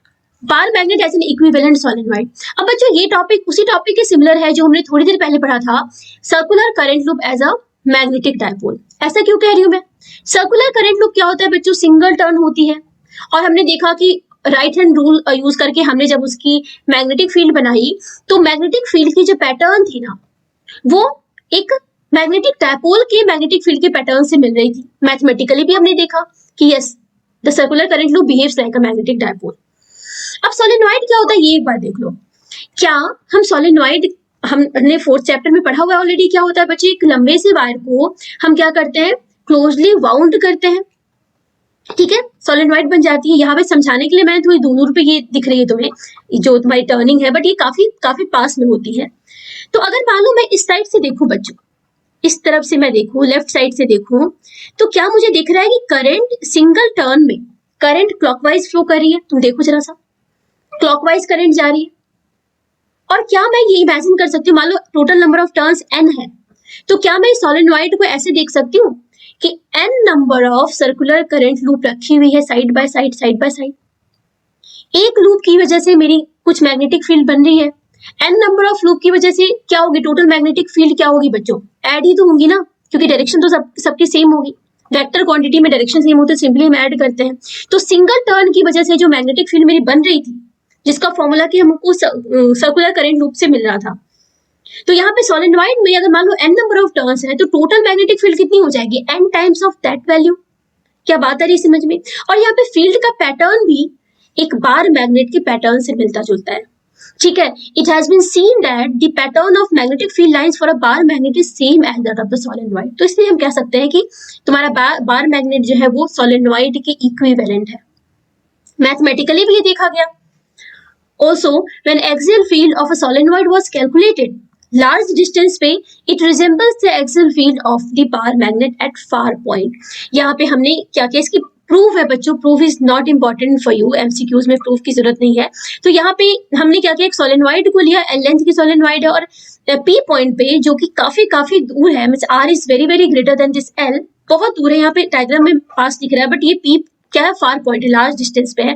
इसकी वजह से जब मैग्नेटिक फील्ड निकालते हैं अप्रोक्सीमेशन, तो उसकी वैल्यू कितनी आती है, mu not by 4 pi into two into N into I upon R. क्यों बताओ बच्चों, ये फील्ड तुम याद करो, क्या ये फील्ड उसी फील्ड की जैसी है, mu not by 4 pi into 2 I pi R square by X cube. याद आ रहा है बच्चों? देखो अभी अभी हमने देखा था, यहाँ पे देखो आई पाई आर स्क्वायर, तो यहाँ पे पाई आर स्क्वायर को हमने ए से डिनोट कर दिया। तो इस जगह पे क्या, या इस जगह पे सिर्फ एन नहीं है, बाद बाकी चीजें तो सब कुछ सेम है ना? समझ आ रही है बच्चों? तो यहाँ पे क्या किया हमने, यहाँ पे एक एन लिख दिया। एन क्यों लिखा, बिकॉज यहाँ पे एन नंबर ऑफ टर्निंग है। What is N? N is the total number of turns in solenoid. तो वही फील्ड है, बस आप करते क्या हो, एन से मल्टीप्लाई कर देते हो। और इस NIA को हमने अभी भी देखा कि अगर n नंबर ऑफ टर्न्स होती हैं तो वहां पे जो मैग्नेटिक डायपोल मोमेंट होता है that is equal to what, NIA। तो हमने NIA को रिप्लेस कर दिया मैग्नेटिक डायपोल मोमेंट m से। तो यहाँ पे जो मैग्नेटिक फील्ड की वैल्यू आ रही है एक्सियल पॉइंट पे एट लार्ज डिस्टेंस कितनी आ रही है, this is the value of magnetic field. और जब हमने ये कैलकुलेट किया एक्सपेरिमेंटली, ठीक है, किसी बार मैग्नेट की वजह से मैग्नेटिक फील्ड की वैल्यू, तो उसकी वैल्यू भी सिमिलर आती है। ठीक है, this is also the far axial magnetic field of a bar magnet which one can be obtained experimentally. Thus a bar magnet and a solenoid produces same field. क्या बात है समझ में बच्चों? Can we say that yes bar magnet behaves like an equivalent solenoid? Clear है? चलो next topic देखते हैं. Yes, Gauss law in magnetism, it is also very important. It states that the net magnetic flux through a closed surfaces, what? Zero. Electrostatics में हमने देखा था कि net electric flux जो होती है किसी क्लोज्ड सरफेस से कितनी होती है? नेट चार्ज इनक्लोज्ड क्या होती है बच्चों? नेट इलेक्ट्रिक फ्लक्स इक्वल्स क्या होती है बच्चों? Net charge enclosed by epsilon not. नहीं होती क्या? और इलेक्ट्रिक फ्लक्स को कैसे लिखते थे? E डॉट ds से, है ना? E dot ds equals this, है ना? closed surface integral of what? E dot ds equals what? Q upon epsilon naught. But यहाँ पे ऐसा नहीं होता. यहाँ पे जो नेट मैग्नेटिक फ्लक्स होती है मेरी, that is equal to what? B dot ds. ठीक है, ये तो फॉर्मूला हो गया मैग्नेटिक फ्लक्स का over a closed surface. And ये क्या होती है बच्चों? इक्वल टू जीरो होती है. ये मेरी मैग्नेटिज्म में गॉस लॉ है. अब ऐसा क्यों होता है? इस लॉ से हमको क्या समझने को मिलता है, ये समझ लेते हैं. क्या मैग्नेटिक फ्लक्स से हमको ये पता चलता है बच्चों कि नेट कितनी लाइंस क्रॉस कर रही है किसी सरफेस को? मतलब नेट का मतलब होता है इनवर्ड या आउटवर्ड कितनी लाइंस क्रॉस कर रही है. ठीक है, इससे क्या पता चलता है हमको? सोर्स या सिंक का पता चलता है कि किसी भी क्लोज्ड सरफेस में नेट कितनी चार्ज प्रेजेंट है. पॉजिटिव होगी तो फ्लक्स पॉजिटिव मिलेगा, नेगेटिव होगी तो फ्लक्स नेगेटिव मिलेगा. मतलब सारी लाइंस इनवर्ड अंदर की तरफ जा रही होंगी. समझ रहे हो? अगर जितनी लाइंस इन कर रही है क्लोज्ड सरफेस से, उतनी लाइन अगर बाहर निकल जाए तो फ्लक्स कितनी होती है? जीरो होती है. इसका मतलब गॉस मैग्नेटिज्म में कुछ ऐसा ही हो रहा है. जितनी लाइंस अंदर आ रही है क्लोज्ड सरफेस के, उतनी लाइंस बाहर निकल रही है. तो यहाँ पे इस लॉ से कुछ इंपॉर्टेंट पॉइंट्स है वो भी समझ लेते हैं. पहली पॉइंट है, number of magnetic field lines leaving the surface is always same as the number of field lines entering it. यही बताया मैंने तुम्हें अभी. Next one is magnetic monopoles does not exist. Very important thing, इसको समझ लेते हैं एक बार हम. मान लीजिए मेरे पास ये है मेरी बार मैग्नेट. ठीक है, ये मेरी बार मैग्नेट है. ठीक है बच्चों. अच्छा, यहाँ पे कहीं पे नॉर्थ पोल कहते हैं हम, इस जगह पे कहीं बोल दिया नॉर्थ पोल है और इस जगह पे कहीं बोल दिया साउथ पोल है. क्लियर है? अब यहाँ पे फील्ड कुछ इस तरीके से बनती है इसकी. ठीक है, नॉर्थ से निकल रही है ना? नॉर्थ से निकल रही है और साउथ से एंटर करिए बाहर में और अंदर में साउथ से नॉर्थ. ठीक है, कुछ इस तरीके से बच्चों. कुछ इस तरीके से. ठीक है, क्लियर है? अब तुम्हें लग रहा है कि भाई नॉर्थ पोल पे मैम अगर क्लोज्ड सरफेस बनाए तब तो नेट फ्लक्स तुम्हारी हो सकता है नॉन जीरो आ जाए. तो चलो देखो, हर पॉइंट पे तुम क्लोज्ड सरफेस बना के देख लो. हर पॉइंट पे तुम क्लोज्ड सरफेस बना के देख लो. यहाँ बना लो क्लोज्ड सरफेस, तो देखो जितनी लाइंस, दो लाइंस एंटर कर रही है वही दो लाइंस बाहर निकल रही है. कुछ मिल नहीं रहा, कोई सोर्स कोई सिंक नहीं है. अच्छा, बिल्कुल नॉर्थ पोल पे ही देख लो बना के. बिल्कुल नॉर्थ पोल पे बना के देख लो बच्चों. तो यहाँ पे भी दिख रहा है तुम्हें कि जितनी लाइंस बाहर निकल रही है उतनी लाइंस इधर से तो साउथ पोल से अंदर भी आ रही है. क्योंकि ये हमेशा क्लोज लूप में होती है मैग्नेटिक फील्ड लाइंस, तो इस वजह से यहाँ पे तुम अगर क्लोज सरफेस बनाओगे ना तो ये कोई भी मतलब तुम्हारी जो सोर्स, नेट सोर्स क्या होगी? जीरो होगी. समझ रहे हो? जितनी लाइंस इन कर रही होगी उतनी लाइंस लीव कर रही होगी, बाहर निकल रही होगी. कहीं भी तुम बना के देख लो इसको. ठीक है, देयर आर नो सोर्सेज और सिंक ऑफ मैग्नेटिक फील्ड. देखो, सोर्स सिंक का मतलब होता है, सोर्स का मतलब होता है निकलना. ऐसी पॉइंट, ऐसा रीजन जहां से चीजें निकल रही है. सिंक का मतलब जहां पे टर्मिनेट करती है, जहां पे आती है. पर ऐसा कुछ मैग्नेटिक फील्ड में होता नहीं. कहने को बोल देते हैं नॉर्थ पोल से निकल रही है, साउथ पोल पे एंटर करी, पर ऐसा नहीं होता बच्चों. डायग्राम ड्रॉ करने के लिए बताते हैं, लेकिन एक्चुअल में क्या हो रहा होता है, बाहर में नॉर्थ से साउथ की तरफ दिख रही है और अंदर में साउथ से नॉर्थ की तरफ जा रही होती है. बेसिकली ये क्लोज लूप बना रही होती है. तो कोई सोर्स और सिंक का कॉन्सेप्ट नहीं होता मैग्नेटिक फील्ड में. And the most elementary element in magnetism is dipole और करंट लूप. इसको फर्दर ब्रेक नहीं कर सकते. तुम डायपोल को तुम फर्दर ब्रेक नहीं कर सकते. तुम चाहोगे कि नॉर्थ और साउथ को अलग कर ले तोड़ के, वो नहीं कर सकते. तुम्हारे पास अगर नॉर्थ पोल साउथ पोल है, अगर तुम सोचोगे कि हम बीच से इसको ब्रेक कर दें, जैसे ब्रेक कर दोगे वैसे वापस से इधर नॉर्थ बन जाएगा तो साउथ बन जाएगा. फिर से ब्रेक कर दोगे तो इधर नॉर्थ बन जाएगा इधर साउथ बन जाएगा. मतलब ये कभी भी ब्रेक नहीं हो सकती बच्चों. ठीक है, मतलब काफी प्रेम है नॉर्थ पोल साउथ पोल में, कभी इनको अलग नहीं कर सकते आप. तो ये होती है तुम्हारी इंपॉर्टेंट पॉइंट्स इन मैग्नेटिज्म. ये आपको ध्यान में रखना है. ठीक है। एंड द नेक्स्ट टॉपिक है, the last topic, very important topic, जैसा कि मैंने बताया इस चैप्टर की जान है बच्चों, इस टॉपिक से क्वेश्चंस रहेंगे ही तुम्हारे टर्म 1 में, earth magnetic field and magnetic elements. ठीक है, अर्थ मैग्नेटिज्म की बात करते हैं। चलो, earth magnetic field, earth behaves as a giant bar magnet. Earth behaves as a giant bar magnet का मतलब है बच्चों कि अर्थ की वजह से जो मैग्नेटिक फील्ड है ना, अगर अर्थ को मैं रिप्लेस कर दूं किसी जाइंट बार मैग्नेट से, तो उसकी वजह से जो मैग्नेटिक फील्ड होगी, है ना, अर्थ की मैग्नेटिक फील्ड उस मैग्नेटिक फील्ड को रिजेंबल करती है। ठीक है, ऑब्वियस सी बात है कि अर्थ के अंदर कोई भी बार मैग्नेट नहीं छुपा, क्योंकि अर्थ के अंदर इतनी ज्यादा हीट है कि कोई भी मेटल अपने सॉलिड स्टेट में प्रेजेंट नहीं हो सकती। Then what is the reason behind the earth magnetic field? देखो, अर्थ के अंदर चूंकि हीट है, मेटल प्रेजेंट है, निकल आयन अपने फ्लूइड फॉर्म में होते हैं, मोल्टन स्टेज में होते हैं, और साथ ही साथ अर्थ रिवॉल्व कर रही है। तो अर्थ की रिवॉल्यूशन की वजह से क्या होता है, ये साथ साथ जो फ्लूइड मेटल है वो भी रिवॉल्व कर रहे होते हैं, इनमें फ्री चार्ज होती है, फ्री चार्ज रिवॉल्व कर रहे होते हैं, तो ये करंट बनाते हैं। और करंट होता है, अगर हमें पता है सर्कुलर करंट लूप में मैग्नेटिक फील्ड बनती है। अभी भी थोड़ी देर पहले हमने क्या देखा कि रिवॉल्विंग करंट, रिवॉल्विंग इलेक्ट्रॉन की वजह से क्या बनता है, तुम्हारा मैग्नेटिक डायपोल मूवमेंट। तो यही रीजन तुम्हारी अर्थ की मैग्नेटिक फील्ड की भी अभी तक दी जा रही है। ठीक है, अभी तक रीजन बहुत क्लियर नहीं है। यानी क्या रीजन है बच्चों, तो मोल्टेन तुम्हारी जो फॉर्म में निकल आयन प्रेजेंट है, उनका प्रेजेंट होना प्लस अर्थ की रोटेशन। ऐसा भी कहा जाता है कि अर्थ जिस दिन रोटेट करना बंद कर देगा, उस दिन तुम्हारी अर्थ की मैग्नेटिक फील्ड भी खत्म हो जाएगी, है ना। तो अगर मैं सिंगल वर्ड में बताऊं तो तुम्हारी कॉज को क्या बोलते हैं, इस इफेक्ट को क्या बोलते हैं बच्चों, डायनामो इफेक्ट। अगर सिंगल वर्ड में बताऊं what is the cause behind the earth magnetic field, तो डायनामो इफेक्ट, याद रखोगे। ठीक है, आगे देख, earth behaves as a giant bar magnet with its south pole lying near the lying, बच्चों ये लाइंग होगा, lying near the geographic north pole and its north pole lying somewhere near the geographic south pole.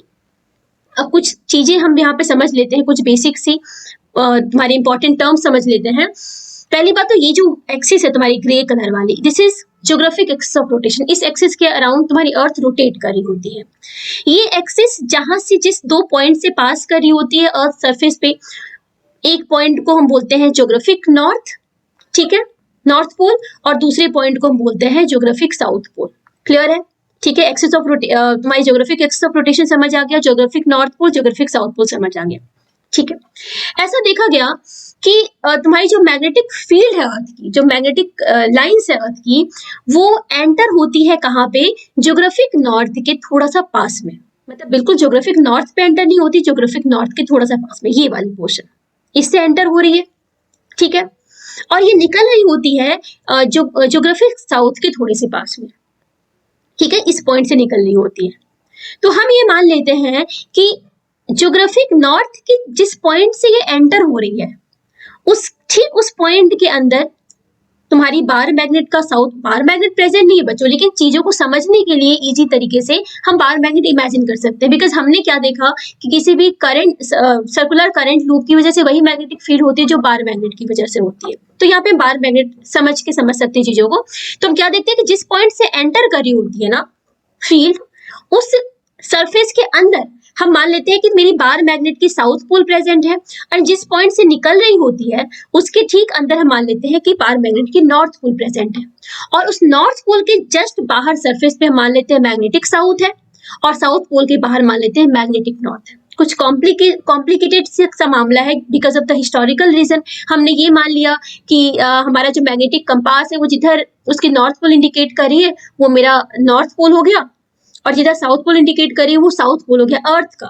Magnetic south, magnetic north की बात मैं कर रही हूँ, लेकिन एक्चुअल में क्या होता है बच्चों समझ लेते हैं, फिर आगे बढ़ते हैं।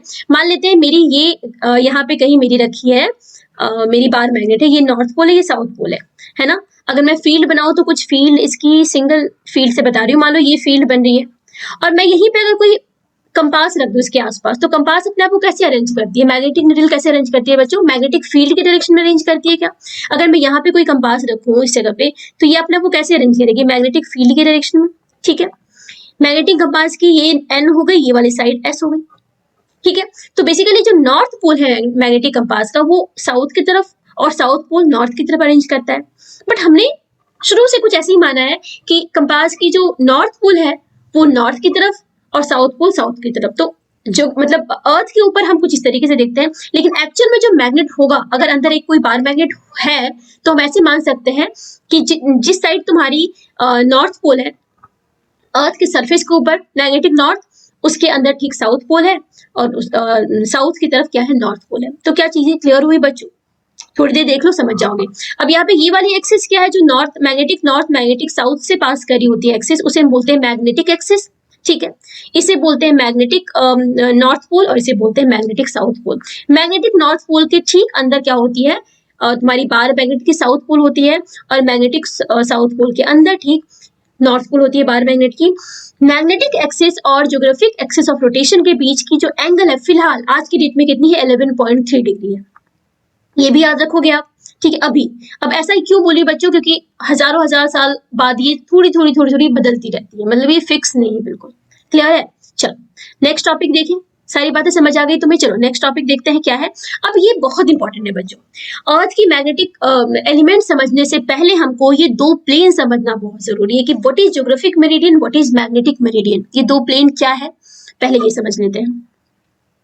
ठीक है, सबसे पहले हम ज्योग्राफिक मेरिडियन की बात करें तो ये वो प्लेन है, it is a vertical plane containing the longitude circle and the axis of rotation of earth. देखो लॉन्गिट्यूड सर्कल अगर ले हम अर्थ की, तो ऑब्वियसली ये जो सर्कल की प्लेन है ना, ये अर्थ की ज्योग्राफिक एक्सिस को कंटेन करती है। तो जिस पॉइंट पे आप खड़े हो उस पॉइंट की कुछ होगी, उस पॉइंट की लॉन्गिट्यूड कुछ होगी, किसी लॉन्गिट्यूड पे आप खड़े होगे, तो जो लॉन्गिट्यूड सर्कल होगी ना बच्चों, वो सर्कल जिस प्लेन से पास करी है उस पॉइंट की ज्योग्राफिक मेरिडियन वो कहलाती है। ठीक है, यानी हर पॉइंट की ज्योग्राफिक मेरिडियन अलग अलग होती है। क्या ये बात समझ आई आपको? ठीक है, क्लियर है बच्चों? अच्छा, what is magnetic meridian? Magnetic meridian वो प्लेन है जो मैग्नेटिक एक्सिस से पास करता है और उस पॉइंट से पास करता है जिस पॉइंट पे आप खड़े हो। आप मान लो इस पॉइंट पे खड़े हो, ठीक है, समझो इस बात को। बहुत कंफ्यूजिंग होता है ये बच्चों, ठीक है, कई बार बच्चों को समझने में दिक्कत होती है, तो मैंने बहुत कोशिश की है डायग्राम थोड़ा बहुत अच्छे से बनाऊं ताकि चीजें आपको क्लियर हो जाए। देखो ये दो प्लेन है। सबसे पहले बात तो बेटा मेरिडियन ना, geographic meridian magnetic meridian plane होती है, इस बात को समझो। और दीज आर वर्टिकल प्लेन, जहां तुम खड़े हो ना वर्टिकल प्लेन होती है। ठीक है, ये एक्सिस ज्योग्राफिक एक्सिस हो गई। ठीक, ओके। अच्छा, व्हाट इज मैग्नेटिक मेरिडियन? क्या बोली थी मैं कि ये पास करती है मैग्नेटिक एक्सिस से। अब देखो किसी भी एक्सिस से कोई एक प्लेन तो पास करेगी नहीं, किसी भी लाइन से। ये मान लो मेरी एक एक्सिस है, मान लो कोई एक्सिस है, क्या इससे एक ही प्लेन पास करेगी बच्चों? क्या बहुत सारे प्लेन इसके थ्रू नहीं पास करेगी? सोचो, करेगी ना।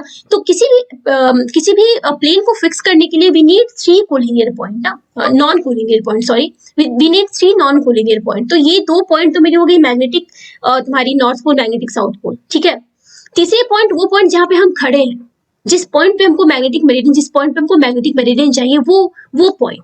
तो इन तीनों पॉइंट से पास करने वाली जो वर्टिकल प्लेन होती है that is called magnetic meridian. बहुत सिंपल तरीके से तुमको मैंने समझाया बच्चों।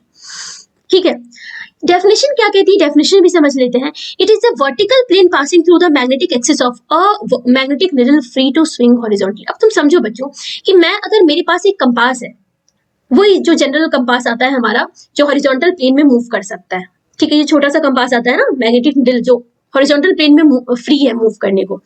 तो अगर मैं उसको लेके खड़ी हूँ इस पॉइंट पे, तो मुझे बताना मेरी मैग्नेटिक कंपास किधर, मतलब किस डायरेक्शन में खुद को अलाइन करेगी।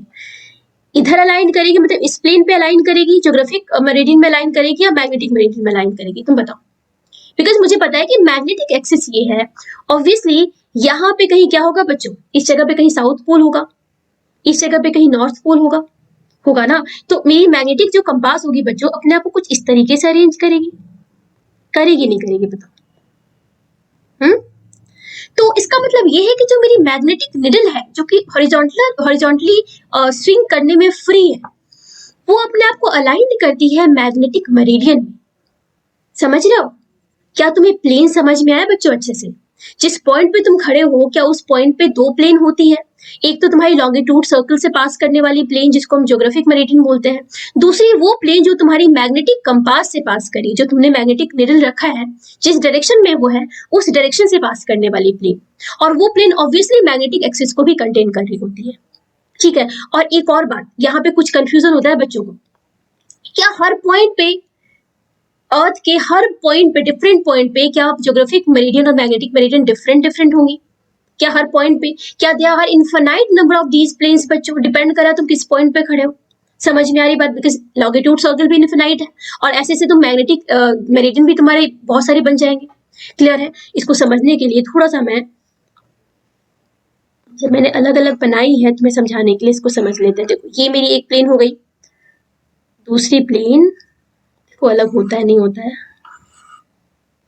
हाँ देखो थोड़ी सी क्लैरिटी आई है बच्चों। ये मेरी अर्थ हो गई, ये मेरी अर्थ सरफेस है, ये हो गई मेरी ज्योग्राफिक एक्सिस, ज्योग्राफिक मेरिडियन। देखो ये इस अर्थ को दो पार्ट में डिवाइड कर रही है इस पॉइंट पे। ये अर्थ की वो पॉइंट है जहां पे मैं खड़ी हूँ, ये वाली पॉइंट बच्चों। ठीक है, यहां से एक वर्टिकल प्लेन ऐसे पास कर रही है, यूं ज्योग्राफिक एक्सिस से पास कर रही है और साथ में लॉन्गिट्यूड सर्कल से पास कर रही है। तो ये हो गई ज्योग्राफिक मेरिडियन। उसके बाद मेरी मैग्नेटिक, जो मेरे पास मैग्नेटिक कंपास है वो अपने आप को कुछ इस तरीके से अलाइन किया। किस डायरेक्शन में अलाइन किया बच्चों? मैग्नेटिक एक्सिस में अलाइन किया है। और वो किस डायरेक्शन में अलाइन करता है खुद को? मैग्नेटिक मेरिडियन में। तो ये वाली प्लेन मेरी क्या हो गई? Magnetic meridian. ये हो गई मेरी मैग्नेटिक मेरिडियन। आई होप कि मैं तुम्हें समझा पाई अच्छे से, है ना? अगर ये तुम समझ पाए अच्छे से बच्चों, मैग्नेटिक मेरिडियन ज्योग्राफिक मेरिडियन समझ पाए अच्छे से, तो अब कुछ नहीं रखा इसमें, अब कुछ नहीं रखा बच्चों। एक बार मैं एक और डायग्राम ले आती हूँ, इसे भी समझ लेते। देखो ये मेरी अर्थ है और इस जगह पे तुम्हें दिख रहा है बच्चों, इस अर्थ में दिख रहा है तुमको हर पॉइंट पे तुमको बहुत सारे मैग्नेटिक मेरिडियन दिख रहे हैं और बहुत सारे ज्योग्राफिक मेरिडियन दिख रहे हैं। ये जो रेड वाली लाइन है ना, दीज आर मैग्नेटिक मेरिडियन वाली, मतलब एक एज दिख रही है। देखो ये वाली जो एज है ना मेरी, ये वाली एज जो अर्थ से पास कर रही है, अर्थ सरफेस से पास कर रही है। तो ये बहुत सारी लाइंस दिख रही है ना, तो डिफरेंट पॉइंट पे ये डिफरेंट तुम्हारी मैग्नेटिक मेरिडियन है। एंड ये वाली जो लाइन है, ये वाली ब्लू वाली, तो ये जो ब्लू लाइन यहाँ दिख रही है ना बच्चों, these are what? Geographic meridian. तो हर पॉइंट पे क्या तुमको दिख रहा है बच्चों कि मैग्नेटिक मेरिडियन ज्योग्राफिक मेरिडियन अलग अलग है। तो कुछ मिसकंसेप्शन होता है बच्चों को, पहले तो उन मिसकंसेप्शन को दूर कर लो कि these are infinite number of planes. Geographic meridian magnetic meridian बहुत सारे पॉसिबल होते हैं, हर पॉइंट पे डिफरेंट होते हैं। ठीक है, और क्या? These are vertical planes. तुम जहां खड़े हो तुम्हारे सरफेस के वर्टिकल प्लेन्स होते हैं ऐसे। ठीक है, उसके बाद और क्या तुम्हारी जो मैग्नेटिक एक्सिस होती है बच्चों, आई मीन जो मैग्नेटिक कंपास होता है वो अपने आप को अलाइन करती है इन मैग्नेटिक मेरिडियन। वो वाली मैग्नेटिक निडल स्पेशली जो कि तुम्हारी नॉर्मल वाली होती है, जो कि तुम्हारी हॉरिजॉन्टल प्लेन में मूव कर सकती है। क्लियर है? और कुछ नहीं। चलिए अब आते हैं, हमारा जो मेन टॉपिक है जिससे क्वेश्चंस बनते हैं वो है elements of earth's magnetic field. What are those elements? मतलब 3 एलिमेंट्स होते हैं, मेन 3 एलिमेंट्स होते हैं। क्या क्या? एक तो मैग्नेटिक डेक्लिनेशन होता है, दूसरा एंगल ऑफ डिप होता है जिसको हम इंक्लिनेशन भी बोलते हैं, और तीसरा होता है बच्चों horizontal component of earth's magnetic field. कुछ भी नहीं है, देख समझ लेते क्या है। सबसे पहले मैग्नेटिक डेक्लिनेशन की बात करते हैं। What is this? पहले तो ये एंगल है, एंगल ऑफ डिप भी क्या है? एंगल है। ठीक है, this is the angle between the geographic meridian and magnetic meridian at a place. समझ आई बात बच्चों? डिफरेंट प्लेस पे मैग्नेटिक मेरिडियन और ज्योग्राफिक मेरिडियन डिफरेंट होते हैं, और किसी भी पॉइंट पे इन दोनों के बीच में जो एंगल होती है ना, that is called magnetic declination. Why this magnetic declination is important? यहाँ पे इस डायग्राम से समझने की कोशिश करते हैं। किसी पॉइंट पे देखो, ये तुम्हारी क्या है बच्चों? ये है, दीज आर मैग्नेटिक मेरिडियन। मान लो मैं इस पॉइंट पे आ जाऊं, मैं इस पॉइंट की बात करती हूँ। सपोज इस पॉइंट की मैं बात करती हूँ, इस पॉइंट की। यहाँ पे देखो इन दोनों के बीच में ये वाली एंगल है क्या बच्चों? दिख रहा है क्लियर? रुको इसे हटा के दिखाती हूँ, मैं एक सिंगल लाइन से दिखाती हूँ।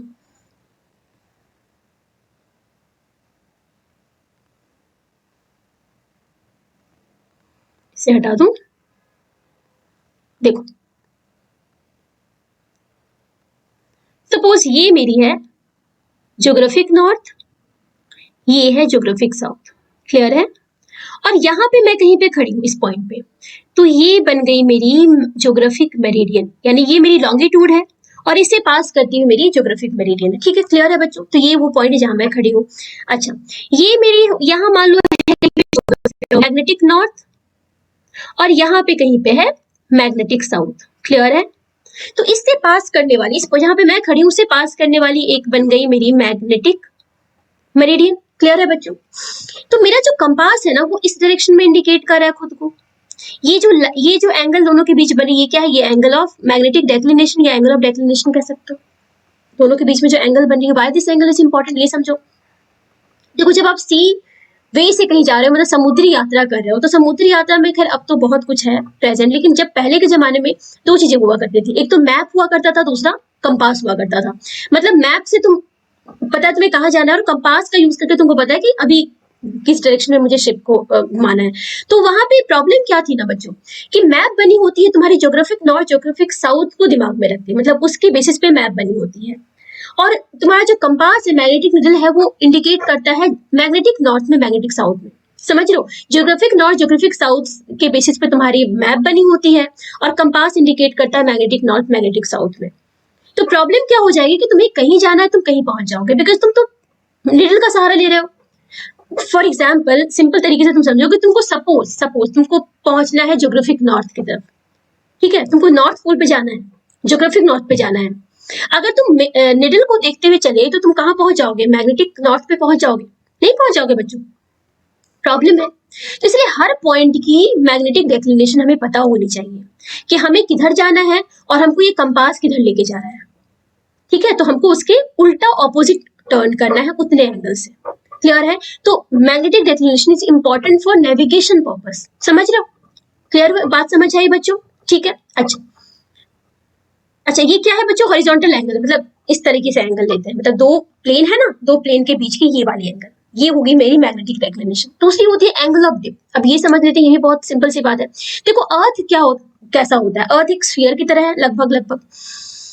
अब जो अर्थ की मैग्नेटिक फील्ड है ना बेटा, वो अर्थ के सरफेस के पैरेलल नहीं होती, ये कुछ बटरफ्लाई जैसा शेप का होता है। देखो मैंने बनाया भी है, सिंगल एक लाइन से बताने की कोशिश की है। तो इस तरीके के शेप का होता है बच्चों। तो ऑब्वियसली अर्थ के हर पॉइंट पे ये पैरेलल तो है नहीं।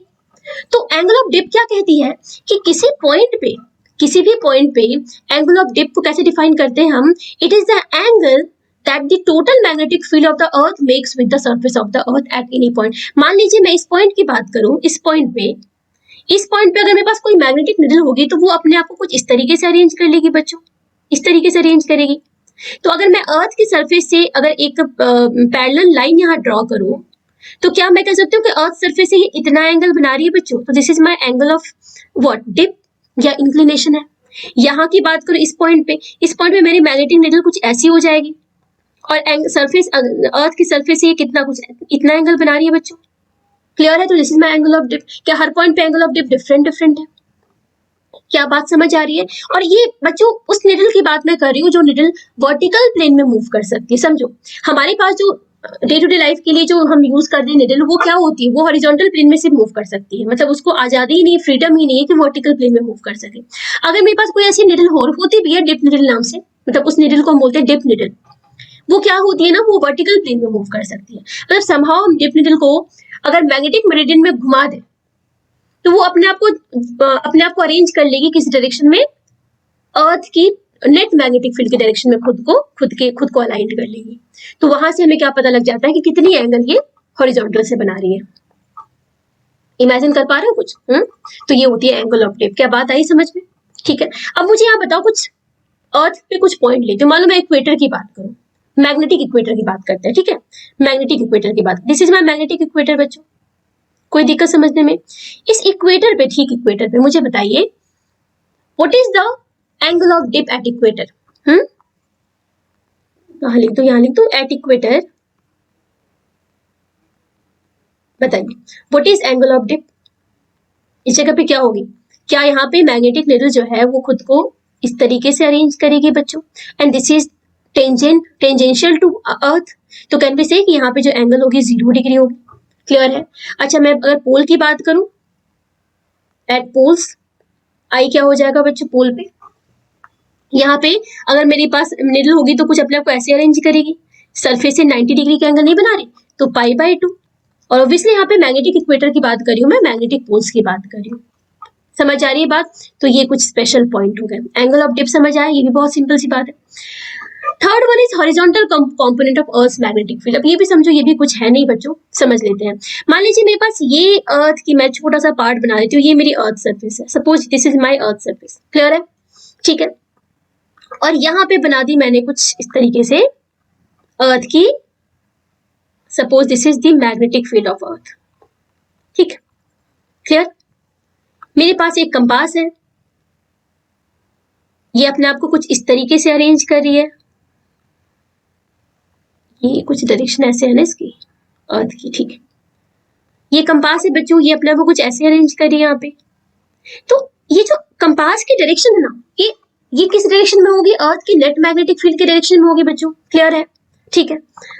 यहाँ पे अगर अर्थ सरफेस की मैं पैरेलल एक लाइन यहाँ ड्रॉ करूं, ये लाइन, ठीक है, तो ये टेंजेंशियल टू अर्थ होगी। तो इसकी वो कंपोनेंट, बेटा ये कौन सी एंगल है? ये क्या एंगल ऑफ डिप है?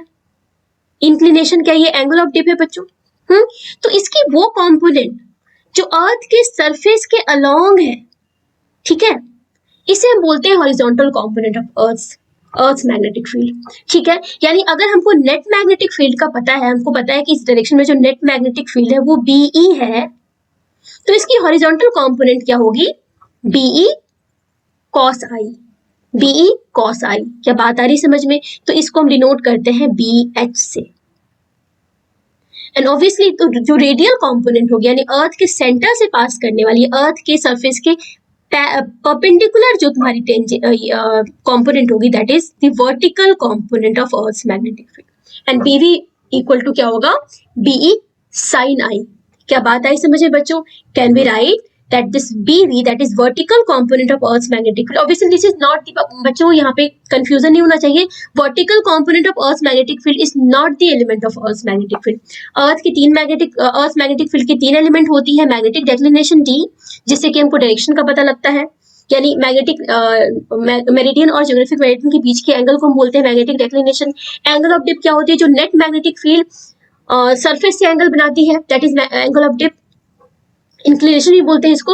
और तीसरी होती है horizontal component of earth magnetic field, ठीक है, ये 3 एलिमेंट होती है। अच्छा, यहाँ से BV क्या हो गया बेटा? BV हो गया cos BE into cos I, BE where BE is the net magnetic field, net earth's magnetic field at any point, BE sin I। और हॉरिजॉन्टल कंपोनेंट क्या हो गया? BE cos I, क्लियर है। और यहाँ से इनको मैं डिवाइड कर दूं तो क्या मैं कह सकती हूँ that tan of I equals क्या हो गया बच्चों? PV by BH। यस, ठीक है, तो ये फॉर्मूला तुम्हें याद रखना है, ये फॉर्मूला तुम्हें याद। अब एक और क्वेश्चन मेरा सुनो, मुझे बताइए इक्वेटर पे, एट इक्वेटर और एट पोल्स, इन दोनों जगह मुझे BH की वैल्यू बताइए, जल्दी जल्दी बताओ जल्दी। इक्वेटर पे BH क्या होगा बच्चों? इक्वेटर पे BH मतलब हॉरिजॉन्टल कंपोनेंट क्या होगा? बोलो, क्या इक्वेटर पे तुम्हारी एंगल ऑफ डिप 0 डिग्री है? अगर मैं यहाँ पे 0 डिग्री पुट करूँ cos 0 1, तो इक्वेटर पे जो BH होगी वो नेट मैग्नेटिक फील्ड के इक्वल होंगी। What about poles? पोल्स पे हमें पता है कि जो मैग्नेटिक फील्ड होती है वो परपेंडिकुलर होती है सरफेस के, एंगल ऑफ डिप 90 डिग्री होता है, तो नेट तुम्हारी जो हॉरिजॉन्टल कंपोनेंट होगी BE cos 90 is 0, that is horizontal component वहां क्या होगी? 0 होगी, ठीक है। ये बेसिक सी बातें याद रखना बच्चों, MCQs के लिए बहुत इंपॉर्टेंट है। क्या बात आई समझ में? और कोई दिक्कत है? और कुछ समझना है तुम्हें? अच्छा, एक फेमस डायग्राम जो हर बुक में रहता है वो बना देती हूँ ताकि तुम्हें ये ना लगे कि मैम ने वो क्यों छोड़ दिया। एक ओपन बुक की तरह डायग्राम होता है, वो समझ लेते हैं। वो क्या, कौन सी डायग्राम है? देखो, ये एक मेरी प्लेन मैंने ऐसे बना दी, ये बन गई मेरी मैग्नेटिक मेरिडियन। ये मैंने अर्थ सरफेस पे एक वर्टिकल प्लेन बनाई है मैग्नेटिक मेरिडियन की, मतलब प्लेन का एक पार्ट बना है बच्चों, ठीक है। This is my magnetic meridian. और सपोज यहाँ पे कहीं मेरी ज्योग्राफिक मेरिडियन कुछ ऐसी, ये बन गई मेरी ज्योग्राफिक मेरिडियन, ठीक है बच्चे। सो दिस इज, ये हो गई मेरी ज्योग्राफिक मेरिडियन और ये हो गई मेरी मैग्नेटिक मेरिडियन। कोई दिक्कत?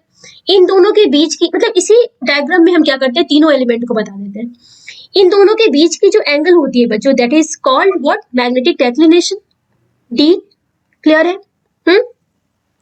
मैग्नेटिक मेरिडियन में कंपास अपने आप को मैग्नेटिक मेरिडियन में ही उसकी जो मतलब अलाइन करती है मैग्नेटिक मेरिडियन के अलावा, मतलब उसकी एक्सिस जो होती है वो मैग्नेटिक मेरिडियन में होती है। तो मान लीजिए मैंने किसी मैग्नेटिक नीडल को वर्टिकली उसको वर्टिकली फ्री है, रोटेट वर्टिकली वो मूव करने को फ्री है। तो मान लो मैंने इसको हैंग किया कुछ इस तरीके से, है ना, और ये अपने आप को अलाइन करिए कुछ इस डायरेक्शन में। सपोज ये अपने आप को कुछ अलाइन करिए इस डायरेक्शन में, कुछ इस तरीके से। ठीक है बच्चों, ये हो गई नॉर्थ पोल और ये हो गई साउथ पोल। सपोज इस तरीके से हैंग कर सकती है। तो ऑब्वियसली इसका मतलब क्या हो गया बच्चों कि ये जो है, this is the direction of what, this is the direction of net magnetic field, क्योंकि हमें पता है कि मैग्नेट अपने आप को हमेशा अलाइन करती है इन the direction of net magnetic field. ठीक है, तो यहाँ पे बच्चों ये जो एंगल बन रही है हॉरिजॉन्टल, इस अर्थ सरफेस के साथ जो एंगल बन रही है, ये जो एंगल बनी है, this angle is what, this angle is angle of dip. ठीक है, इसकी ये वाली कंपोनेंट क्या कहलाएगी, ये वाली कंपोनेंट कहलाएगी हॉरिजॉन्टल कंपोनेंट PH, और इसकी वर्टिकल कंपोनेंट कहलाएगी कुछ ये। तो BH क्या हो जाएगा बच्चों, BE cos I, BV क्या हो जाएगा, BE sin I। ठीक है, थोड़ी सी डायग्राम ठीक से बना लेना, कुछ इस तरीके से यहाँ से पास करनी चाहिए। तो यही वो डायग्राम है बच्चों जो तुम हर जगह देखते हो। ठीक है, इस एक डायग्राम में तीनों एलिमेंट तुम्हें समझ में आ गया, कोई कंफ्यूजन तो नहीं होनी चाहिए। आई होप कि बहुत अच्छे से तुम्हें अर्थ एलिमेंट समझ आया होगा, अर्थ मैग्नेटिक फील्ड की तीनों एलिमेंट समझ आई होगी। ठीक है बच्चों, तो चलो मिलते हैं अगली क्लास में, और आई होप कि तुम्हें ये चैप्टर अच्छे से समझ आ गया होगा। छोटा सा चैप्टर था, और कोई अगर कंफ्यूजन है तुम मुझे मैसेज कर सकते हो, है ना। चलिए मिलते हैं अगली क्लास में, तब तक हंसते रहो, खुश रहो, पढ़ते रहो बच्चों। All the very best, thank you.